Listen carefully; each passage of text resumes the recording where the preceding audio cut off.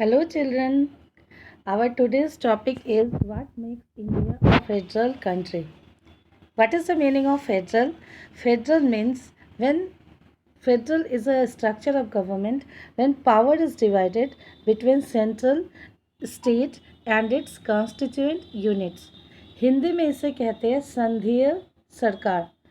एक ऐसी कंट्री जिन्होंने ऐसे स्ट्रक्चर को अडॉप्ट किया है which has divided its power between various constituent units, तो that is called a federal country. So in this topic you have to read about what makes India a federal country, which are the features of India which make India a federal country.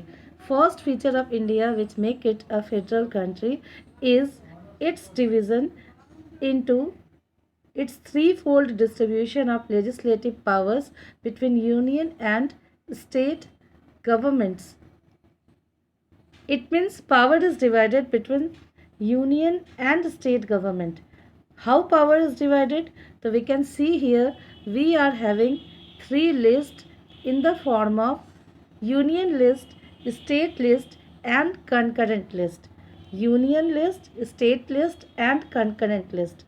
Union list includes almost 98 subjects which is of very much crucial, which is very important for our country, like defense of the country, foreign affairs, banking, communication and currency.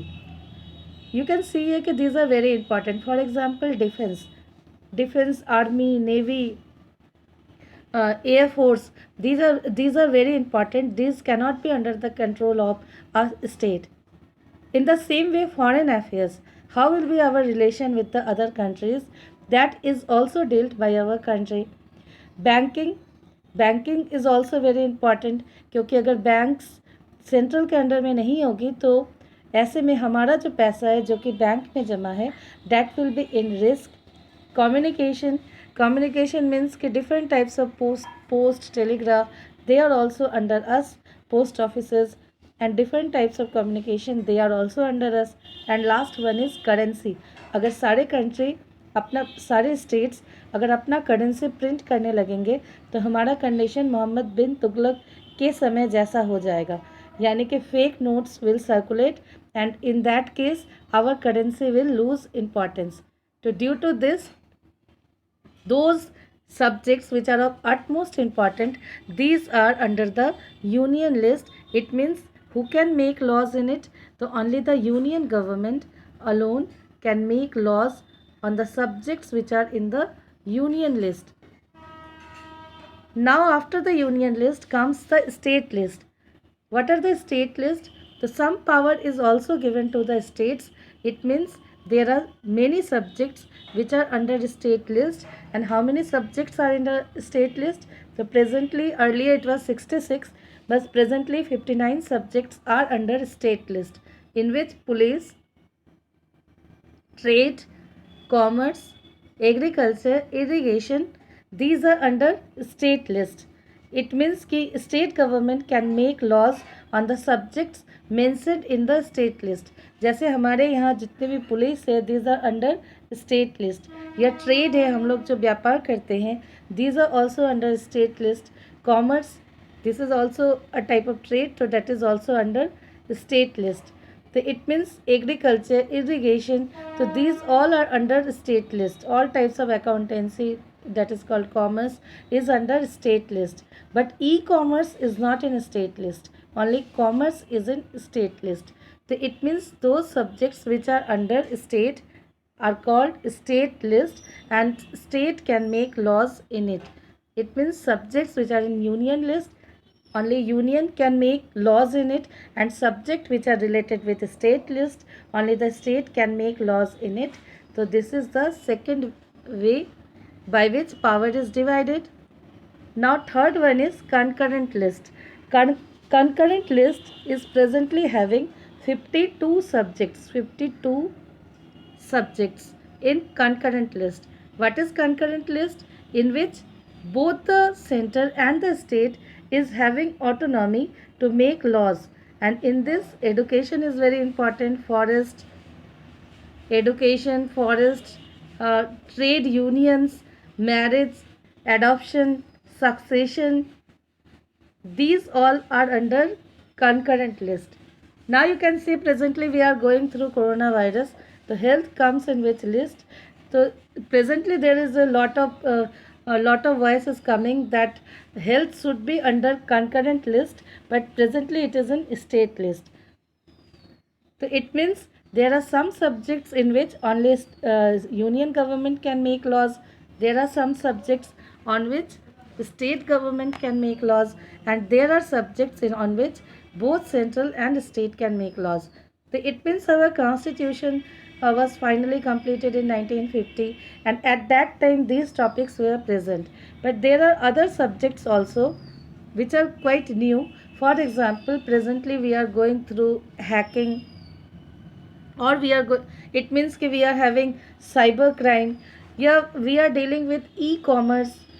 So these are some new topics which need to be dealt by whom? By central, by state, or by both central and state. It means those subjects which are quite new, which are not present in any of the list mentioned in the constitution, are known as residuary subjects. Subjects which are not in any of the three lists, in it means which are not in central list, which are not in state list, will be dealt by the central government, and that will be the new subjects. For example, in your book computer software is a subject of residuary. It means union list, these are residuary subjects. Union list, then state list, then concurrent list, and fourth one is residuary subjects. Who will make laws on union list? Union government. Who will make law on state list? State government. And who will make law on concurrent list? Again state and center. And fourth one is residuary subject, जो उस समय present नहीं था जब constitution को बनाया जा रहा था. तो due to this these are the new group called residuary subject, और इसका एग्जाम्पल है computer software, cyber crime, e commerce. These are some examples of residuary subject. यानी ये लेफ्ट ओवर सब्जेक्ट्स है जो कि संविधान बनाते समय प्रेजेंट नहीं था. तो इट इज़, तुम्हारा क्वेश्चन है what makes India a federal state.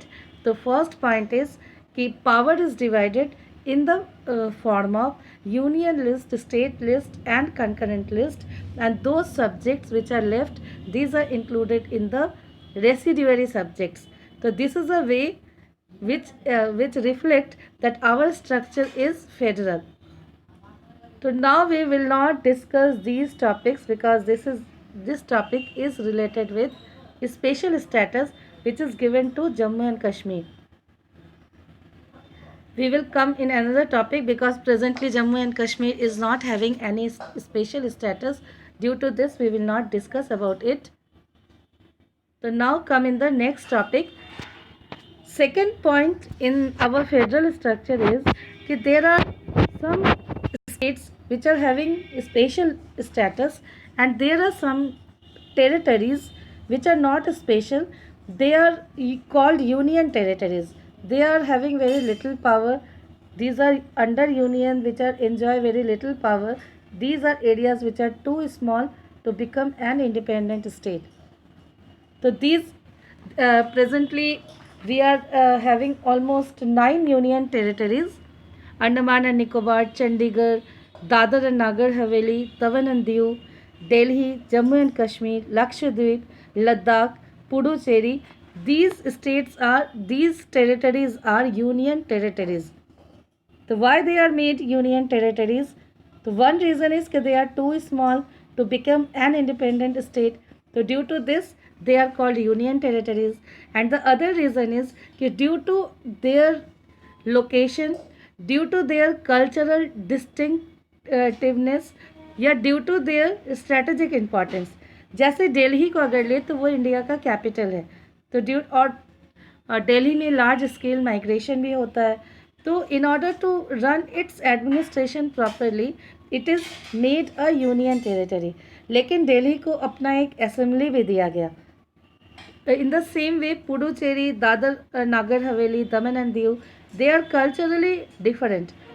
ये अंडमान निकोबार आइलैंड स्ट्रैटेजिकली यानी उसकी लोकेशन कुछ इस तरह की है जो कि उसे यूनियन टेरिटरी बनाता है, या लक्षद्वीप उसकी लोकेशन कुछ इस तरह की है कि उसे यूनियन टेरिटरी बनाता है। लेकिन साथ ही साथ there are some states which are given very special power. For example, Nagaland, Article 371A, Article 371B, Assam, Article 371C, Manipur, Article 371F, Sikkim, Article 371G, Mizoram, Article 371H, Arunachal Pradesh. It means कि special articles are made for them. So these are having special power. So what is our second point? कि some territories are made special power, यानी and some are made as union territories. The central government has special power in running these areas. So it means कि you will not give the example of Jammu and Kashmir because presently it is not enjoying any special power. So due to this you will mention about northeastern states which are having special power.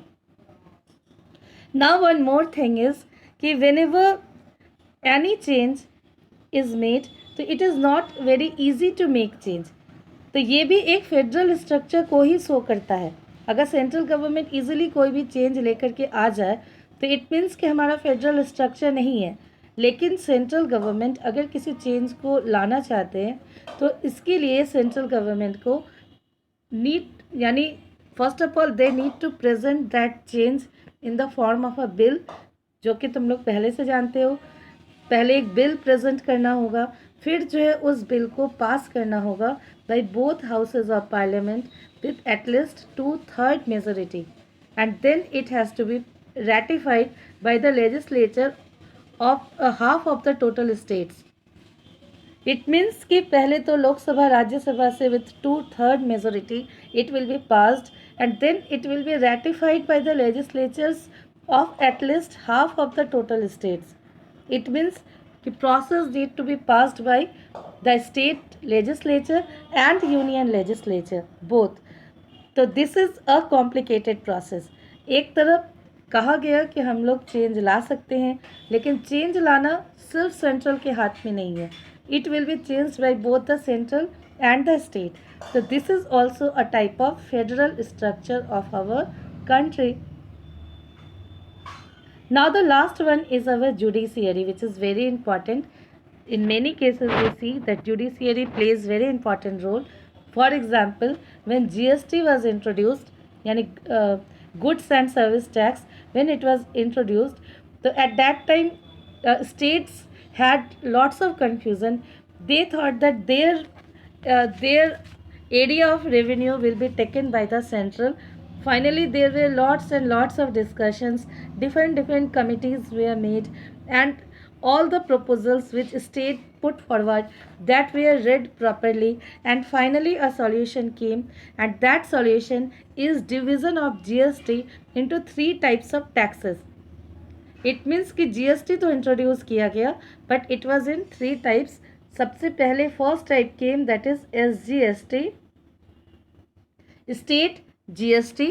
State GST में क्या था कि पहले बहुत सारे taxes थे जिसे state collect करता था, जैसे वैट था, value added tax, entertainment tax, luxury tax, entry tax.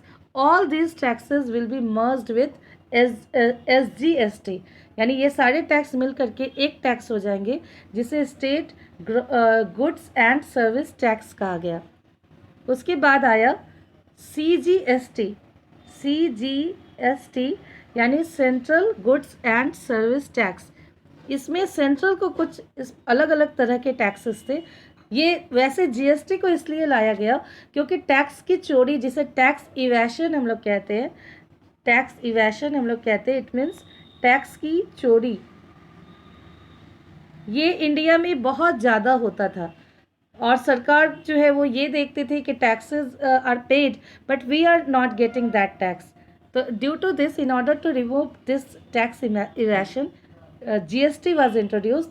But when GST was introduced, states had lots of complaint that we will not get our share. So due to this, final GST was divided into 3 parts. SGST, state gross goods and service tax, जिसमें VAT, entertainment tax, luxury tax, entry tax को merge कर दिया गया। CGST, जिसमें CGST जिसमें excise duty, central sales tax, service tax, इन सबको मिला करके बना CGST। अब एक और टैक्स आ गया जो था IGST। This is integrated goods and service tax. Integrated goods and service tax means कि revenue which was collected under IGST will be divided between central and state government. If goods or services are transferred from Rajasthan to Maharashtra, then the transaction will attract IGST. यानी कि अगर कोई भी goods है, if it is produced in Bihar, then it is passing through Maharashtra, when it is transferred to Maharashtra, then any Gujarat, Rajasthan, so then the tax which will be imposed, that will be IGST. It means कि tax will be divided into two groups, that will be central SGST and CGST. यानी IGST जो है वो दो part में divide हो जाता है। मान लो कि 100% अगर किसी ने IGST दिया तो 100% में जो 50% होगा वो चला जाएगा स्टेट के पास and rest 50% will go to the central. तो इट मीन्स कि जब भी कोई डिस्प्यूट अराइज होता है तो उस डिस्प्यूट को सॉल्व किया जाता है जुडिशियरी के द्वारा। तो डिस्प्यूट जनरली कौन सी है, जो कि सेंट्रल और स्टेट के बीच होती है। तो dispute regarding river water, dispute regarding collection of taxes, so these are generally done by the judiciary. Yeah, any law which is passed which is not in favor of people, then at that time also judiciary interrupts. Like we can recently you can go through the cases of coronavirus, or you can also have experienced demonetization. So these are some areas where Supreme Court interfered. So what makes India a federal country? To again have a review of this topic. First of all, division of powers into three lists: union list, state list and concurrent list. And those which are not under any of these three, these came under the residuary subjects. These are residuary subjects. In this you can give examples also. Second point is, some territories are made union territories and some states like northeastern states are given special power. Third one is, whenever we want to bring any change, it should be passed by at least 2/3 majority, even it is ratified by the legislatures of at least half of the total states. And fourth point will be, judiciary is very important. Whenever any type of decision is taken, Supreme Court, in case of any dispute or division of power, the High Court and the Supreme Court makes decision. For example, we can see here division of taxes, division of river water, या division of resources. Supreme Court interferes many a time if government is doing its monopoly. The Supreme Court, yani our judiciary, is independent and it always interferes. So that's all today's topic. Go through it and give your feedback.